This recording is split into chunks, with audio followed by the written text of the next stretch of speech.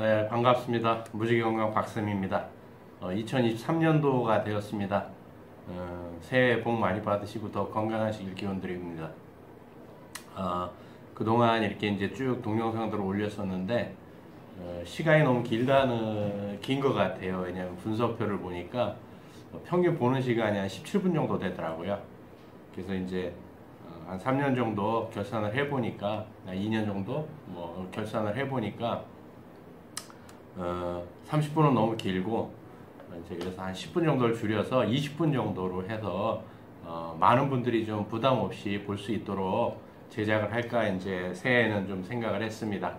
오늘이 이제 또 소환이네요. 근데 뭐 날이 많이 풀렸고 오늘 밤에 또 이제 비가 온다는데 날씨는 크게 지장이 없을 것 같아요. 국제적으로도 중국이 위드 코로나를 들어가면서 뉴스에 나왔는데 또 확진된 사람이 우리나라에 놀러 왔다가 확진돼서 있던 사람이 탈출했다가 또 뭐 그냥 하룻밤을 또 시내 모처에 호텔에서 잤다가 또 붙잡혔더라고요. 이럴 때일수록 개인 건강, 면역력을 끌어올리는 게 답이 아닌가 생각을 해봅니다. 그래서 이제 지난번에 이어서 이제 당신이 먹은 게 3대를 간다 이 책인데 다음 천년을 위한 약속에서 2부가 시작이 됩니다. 그래서 4챕터는 챕터 4는 뭐냐면 화학물질이 당신을 공격한다라는 얘기입니다. 그래서 되게 슬픈 얘기인데 약도 못 쓰는 병 이렇게 돼 있어요. 제목이. 요즘 아이들은 정말 뭐 여러 가지 질병을 앓고 있는데 약도 안 들어요. 또 많은 그 항생제 내성 슈퍼 바이러스들 때문에 박테리아들 때문에 뭐 이제 항생제조차도 제대로 쓸 수 없는 시기가 돼버렸습니다. 그래서 이제 믿을 거는 한 가지밖에 없어요. 내 몸에 타고난 면역력을 끌어올리는 방법이 가장 좋은 방법이 아닐까 생각을 해봅니다. 그래서 이제 88페이지에 보게 되면 이제 이 챕터에서 나온 게 아이가 이제 일본 도쿄 근교에 사는 스기사키 요리코라는 사람의 이제 아이에 대한 얘기인데 화학물질이 이제 아이를 공격하는 겁니다. 그래서 이제 어떤 얘기가 있냐면 아직 현대의학이 어떤 의술로도 화학물질 과민증을 치료할 수가 없다라고 돼 있어요. 근데 89페이지에 무서운 얘기가 있는데 종자회사는 씨앗이 썩지 않도록 화학물질로 소독을 합니다라고 돼 있어요. 예를 들어 우리 아이가 화학물질의 과민 반응을 보이는데 쌀도 그렇고 채소들도 그렇고 종자 자체가 화학물 처리가 돼 있다고 한다면 이 아이는 자연에서 난 어떤 음식을 먹어도 이런 과민 반응을 보일 수밖에 없다라는 거죠. 그래서 이제 화학물질 과민증은 인류에 대한 경고라고 합니다. 그래서 개인적으로 생각이 지구에 가장 해를 끼치는 바이러스가 코로나가 아니고 인간이 아닌가라는 생각을 한 번씩 해보거든요. 그래서 이제 뭐 3대를 불행하게 하는 환경 호르몬, 결국 이제 환경 호르몬 얘기까지 나옵니다. 그래서 후성 유전학은 음식뿐만 아니라 우리 주변의 환경 문제 전반을 새롭게 봐야 한다고 지적한다.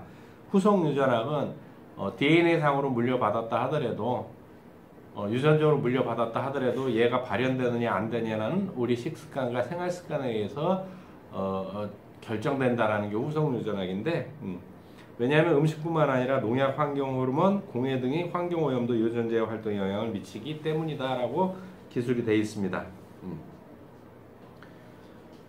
직접 독성 화학물질에 노출된 적이 없는 3대, 4대의 수컷들까지 질병을 물려받았다. 살충제와 살균제도 돌연변이를 일으키지는 않았지만 유전자가 작동하는 방식에 영향을 주는 후성 유전적 경로에 침투해서 변화를 일으켰다. 그러니까 내 의지하고 관계없어요. 이제는 내 의지와 관계없이 이런 물질들로 너무 많이 만연되어 있기 때문에 뭐 하나의 문제라고 볼 수가 없는 거거든요. 그래서 화학물질에 대한 오염도 결국엔 당뇨, 천식암, 비만에 영향을 미친다는 증거들이 속속 나왔다.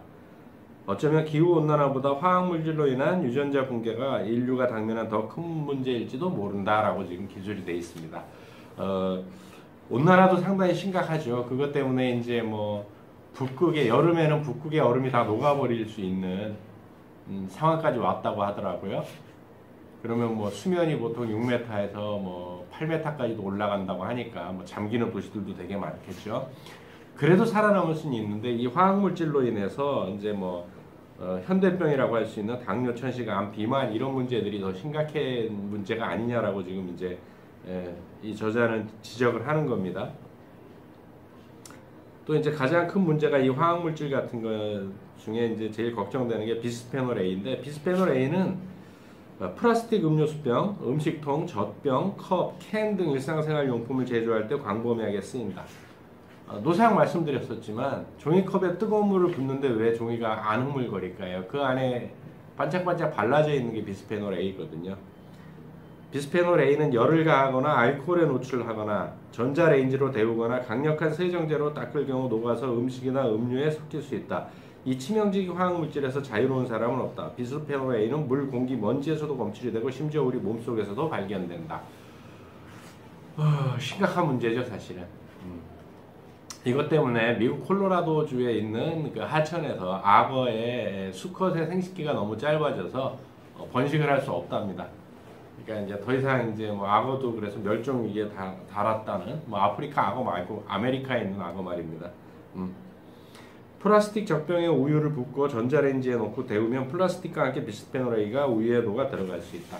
근데 우리 엄마들 어떻게 합니까? 아이들 간식 뭐 급하다는 이유로 랩 씌워갖고 전자레인지에 휙 돌려서 먹이지 않습니까? 그런 것들이 다 이제 화학적인 비스페놀 A에 노출된다라는 거죠. 그래서 94페이지에 보게 되면 화학물질에 노출되는 시기도 문제가 되는데 특히 자궁 안에서나 출산 직후의 시기가 중요하다. 이때 화학물질에 노출되면 질병에 대한 취약성이 크게 높아지기 때문이다. 이런 취약성은 오랜 기간 심지어 몇십 년이 지나도 남을 수 있고 인체의 장기, 호르몬, 생체 시스템에 부정적 영향을 남길 수도 있다라고 돼 있어요. 그래서 사실은 이게 굉장히 심각한 문제거든요. 어느 정도 심각하냐면 얘네들은 또 이제 당장 나타나는 게 아니거든요. 10년, 20년, 30년 뒤에 막 이 인체에 영향을 미쳐버리기 때문에 원인도 모르고 여성들이 불임이 되고 뭐 생리를 한 달 내내 막 그건 생리라고 볼 수도 없을 만큼 뭐 자궁 출혈이 일어나고 임신도 할 수 없고 뭐 이런 일들이 너무 많이 일어나고 있습니다, 사실은. 또 남자들로 하면 정자가 약해졌거나 꼬리가 쭉 뻗어 있어야 되는데 그렇지 못하고 구부러져서 앞으로 나아갈 수 없는 정자들도 상당히 많고요. 예전에는 한 번 사정으로 인해서 이렇게 해서 3억 개가 나갔다고 하는데 지금은 현저히 줄어들었다 그러더라고요. 보통 3억 개 정도가 나갔는데 지금은 뭐 1억 개 미만일 케이스도 있고, 그러니까 불임이 될 수밖에 없겠죠.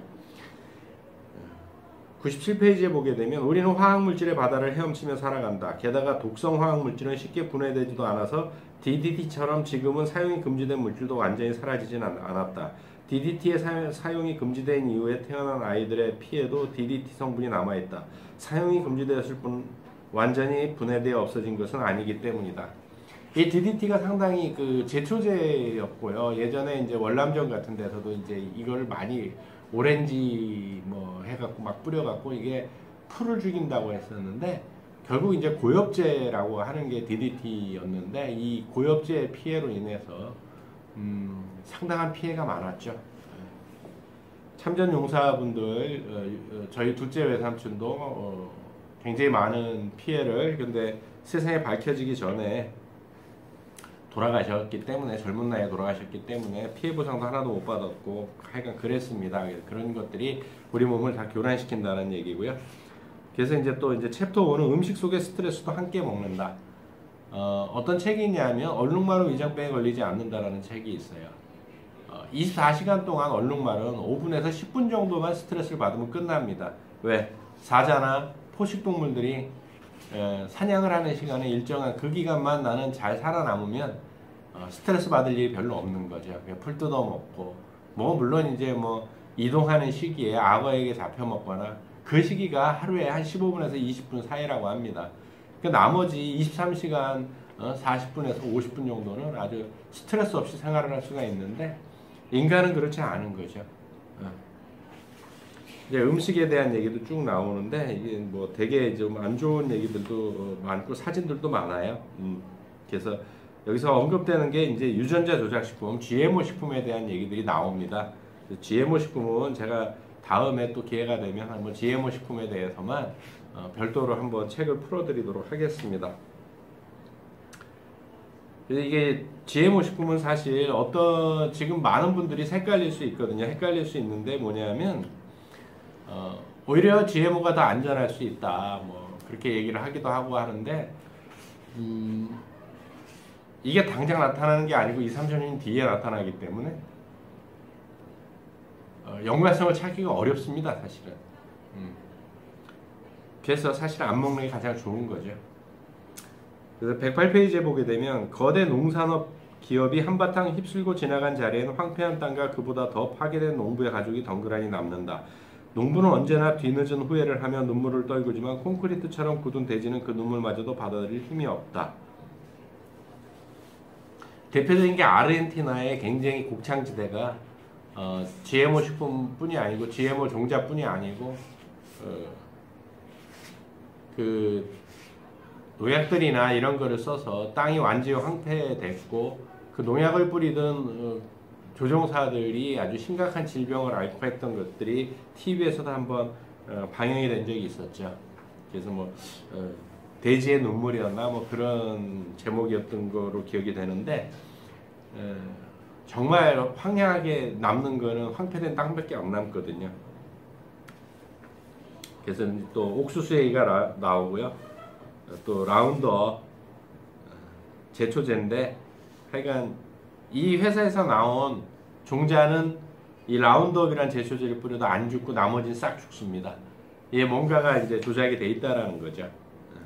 또 옥수수도 사실은 뭐 그렇고 우리 주변의 모든 것이 옥수수다. 그래서 오늘날 옥수수는 바이오 에너지 등을 만드는 데도 사용될 뿐더러 해가 갈수록 그 쓰임새가 늘어나고 있다. 그래서 우리가 흔히 먹는 가공식품에 들어가는 성분들도 옥수수에서 만들어지는데 나열해 보면 아래와 같다. 구연산, 포도당, 과당, 말토덱스트란, 유산, 에탄올, 소르비톨, 산탄검, 덱스트린, 시크로덱스트린, L글루타민산 나트륨, 모노글리세리드, 디글리세리드, 트리글리세리드, 착색제, 레시틴, 화공옥수수 전분, 아스코르빈산. 아스코르빈산이라고 하는 것은 뭐냐면 약국이나 이런 데서 파는 비타민 C, 또 마시는 비타민 C 음료에 옥수수로 거기서 비타민 C를 뽑는다는 얘기예요. 젖산, 리신, 엿당, 고가당, 옥수수 시럽 등등. 뭐 끝도 없죠. 이 명단들을 하게 되면. 그래서 소 사료나 돼지 사료로도 옥수수를 쓰거든요. 그래서 우리는 사실 소고기, 돼지고기를 먹는다는 건지 아니면 옥수수를 먹는 건지 구분이 안 가는 건 사실입니다. 뭐 여기 사진상으로는 뭐 세정제 같은 경우에도 옥수수 성분이 들어가고요. 식품에는 치킨 너겟, 청량음료, 맥주, 케첩, 사탕, 스프, 스낵, 케이크 믹스, 냉동 요구르트, 커피 크림, 치즈, 냉동 와플, 핫소스, 마요네즈, 핫도그, 볼로냐 소세지, 마가린, 샐러드 드레싱, 비타민 등등등 이런 거에 다 옥수수가 들어간다는 얘기예요. 그래서 116페이지에 심지어 인간도 옥수수다. 우리 몸을 구성하는 탄소 성분 중 많은 양이 옥수수에서 온다. 한국인도 마찬가지다. 한 가정의 모발을 채취해 미국의 실험실에 의뢰해 분석한 결과 미국산 옥수수 성분이 검출됐다. 한국인도 쌀의 종족이 아니라 이제는 옥수수의 종족이다. 참으로 옥수수는 돈값술의 대가다. 입이 딱 벌어진다. 옥수수는 거대 농산업 체제의 슈퍼스타다라고 돼 있어요. 네. 우리는 어쩌면 우리 몸도 지금 옥수수가 아닌가라는 생각이 들고요. 118페이지는 동물 공장 시스템, 그래서 이제 막 돼지 꼬리를 자르는 사진들이거나 뭐 이런 것들이 나와 있어요. 이런 거는 좀 넘어가는 걸로 하고요. 그래서 이제 123페이지에 우리가 피해야 할 음식 가운데 하나로 육류와 달걀을 지적한다라고 되어 있어요. 음식 자체가 아니라 그 음식의 질이 문제라는 거죠. 이제 이런 것들을 계속 먹으니까 우리 몸에는 이제 끝없는 음식을 통해서도 스트레스를 받는다라는 얘기고요. 윤준 박사라는 분이 이제 이쪽을 연구하시는 분인데, 윤준 박사는 몸에 좋은 저스트레스 음식을 권한다. 저스트레스 음식은 바로 가까운 지역에서 나는 산물이나 가공하지 않은 자연식품들이다. 왜 생식이 좋고 갖다 먹는 게 좋고 지역 산물과 자연 산물이 좋을까? 음식 자체에 스트레스가 적기 때문이다. 저스트레스 음식은 단순히 동물 보호라는 윤리적 차원의 호소가 아니고 우리 스스로를 위한 선택입니다. 라고 얘기를 한답니다. 우리 자신을 위해서 이제 그런 걸 먹어야 된다는 거죠. 자연에서 난 식품, 그 다음에 신토부리 음식을 먹어야 된다는 거죠. 그러면 탄소 발자국도 줄이고 여러 가지 좋은 거죠. 그래서 6장은 유전자 조작 기술의 경고라고 되어 있고요. 하여간 유전자 조작은 상당히 무서운 얘기들이 많이 있습니다. 그래서 130페이지에 유기농이 사라진 세상이라는 제목으로 브로콜리나 양배추, 상추 같은 작물을 기른다고 합시다. 그런데 GMO 작물이 근처에서 자라면 타와 수분에 의해 멀쩡하던 브로콜리, 양배추, 상추가 오염되어 GMO로 변합니다. 라고. 그래서 캐나다 같은 데에서는 바람에 날려서 GMO 씨앗이 날라왔는데 자기네 종자를 갖고 갔다 갖고 소송이 걸려갖고 농부가 파산을 한 그 법원 판결도 있죠. 이거 되게 슬픈 얘기거든요. 자연적으로 자랄 수 있는 식물 자체가 없어진다는 얘기입니다. 134페이지에 먹을거리는 상품이기 이전에 하나의 생명체다. 생명체는 자신의 유전자의 수많은 세월에 대한 기억을 독특한 형식으로 간직한다. 유전자는 단순한 분자가 아니다. 정보를 나누는 언어다 라고 되어 있습니다. 이 언어를 여러 가지 화학 물질들, 뭐 비스페놀 A, 또 환경 호르몬, 뭐 이런 걸로 혼란을 줄 이유가 없는 거죠. 거기다가 또 옥수수로 잔뜩 GMO 옥수수를 가지고 먹어서 스트레스 받아가며 유전자 신호에 잘못된 사인을 자꾸 줄 필요가 있을까 한번 생각해 보고 싶습니다. 그럼 무엇을 먹고 사느냐? 주변에 저희 자랄 때만큼 지금 뭐 밥을 많이 먹질 않지 않습니까? 쌀 소비가 이렇게 대한민국 많은 나라가 아니거든요. 예전에 비해서. 지금은 밀가루나 뭐 옥수수 뭐 이런 쪽으로 너무 많이 밀 이쪽으로 너무 많이 갔기 때문에 그렇기도 하지만 주변에 보게 되면 저희 같은 경우도 이제 백미는 잘 안 먹는데 백미를 한 번씩 살 때가 있어요. 그 휴전선 안에서 농사 짓는 그 쌀. 그래서 1년에 뭐 기껏 해야 뭐 10kg 정도 내지 20kg 정도 그 백미는 그것만을 좀 소비를 합니다. 나머지는 이제 뭐 저 충청도에서 하시는 뭐 30여 년, 40여 년 전부터 유기농 농사를 지은 뭐 강대인 선생님이 지은 현미라든지 아니면 초록마을에서 파는 잡곡이라든지 이런 것들을 주로 사다 먹습니다. 물론 거기도 뭐 농약이 안 쳐졌다는 거는 아닌데 아무래도 훨씬 덜 쳤기 때문에 우리 몸에 여러 가지 혼란을 덜 일으키지 않을까라고 생각을 합니다. 그래서 이런 문제들이 정말 심각한 문제들이 너무 많아요. 여기 뭐 내용들을 다 해드릴 수는 없는데 142페이지에 유전자는 리콜이 안 된다. 그래서 과학자들조차 GMO를 통해 어떤 결과가 초래될지 아직 말할 수 없으며 유전자를 조작한 후에는 다시 원상태로 되돌릴 수 없습니다. 그렇게 통제가 불가능해진 상태에서 우리 후세대가 겪게 될 문제가 생기기 전에 저지하자는 겁니다. 라고 얘기를 합니다. 이미 한번 DNA가 바뀌게 되면 종자가 바뀐 그걸 가지고 어떻게 할 수 있는 방법이 없거든요. 그래서 우리나라도 안심할 수 없다라는 거고요. 그래서 이제 149페이지에 보게 되면 유전자 조작 식품의 위험성을 경고한 스타링크 사건. 그래서 대중에게 알려진 최초의 유전자 조작 식품은 뭐라고 생각을 하십니까? 많은 사람들이 잘 모르시더라고요. 토마토예요, 사실은. 토마토는 굉장히 좋은 식품이지 않습니까? 토마토는 과일일까요, 채소일까요? 과일도 아닌 것이 채소도 아닌 것이 과일이며 채소고, 원래 이제 채소로 분류가 되어 있긴 하죠. 그런데 이제 우리는 과일처럼 먹지 않습니까? 근데 이거를 가장 먼저 유전자 조작을 한 겁니다, 사실은. 왜? 토마토 너무 잘 무르잖아요. 이탈리아 속담에 어떤 얘기가 있냐면 토마토가 빨갛게 익어가면 의사들은 하얗게 질려간다고 했어요. 토마토를 많이 먹으면 그만큼 건강해진다는 얘기거든요. 그런 토마토가 제일 먼저 대상이 됐던 겁니다, GMO 식품으로. 그래서 2000년 스타링크 사건이 터졌을 때다. 그래서